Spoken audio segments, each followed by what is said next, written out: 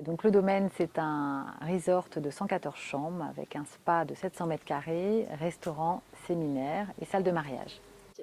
Alors mon métier consiste tout d'abord à recevoir les clients, à faire en sorte que nos clients se sentent bien, vivent une expérience formidable et qu'ils repartent satisfaits. Ma deuxième mission est bien sûr auprès de mes équipes, puisque se sentir en confiance avec l'équipe est primordial. Il faut savoir s'entourer de personnes de confiance.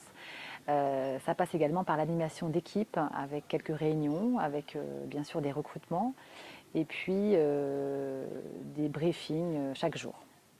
Je dois également veiller bien sûr au développement, donc je regarde chaque jour mes chiffres et je dois effectivement adapter mes offres en fonction de mes besoins.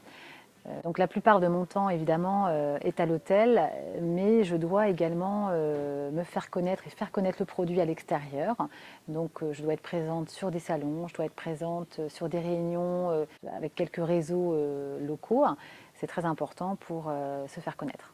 J'ai découvert ce métier passionnant grâce à un stage lors de mes 16-17 ans. Et ça a été un coup de foudre immédiat. J'ai vraiment adoré ce métier qui est très très diversifié, comme je vous le disais, et très passionnant. J'ai à la suite réalisé un BTS tourisme en alternance avec un hôtel.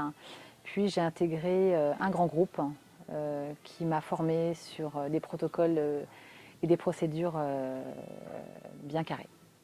C'est un métier où on ne s'ennuie jamais. Il n'y a pas une journée qui se ressemble, il n'y a pas de routine, on ne s'ennuie pas et les tâches sont également diversifiées. Les inconvénients, finalement, il n'y en a pas beaucoup, puisque quand on fait ce métier-là, c'est qu'on est passionné. Alors, je donnerais tout d'abord le conseil de pouvoir intégrer plusieurs services parce que la force d'un directeur, c'est quand même la polyvalence. Le deuxième conseil, c'est de bouger, d'aller voir ailleurs ce qui se passe, de voyager, car c'est un métier où il y a du travail, de finalement prendre le temps quand même de vivre les expériences d'années pour être solide et pour prendre un poste de direction. Il faut quand même avoir une certaine expérience du client et du salarié.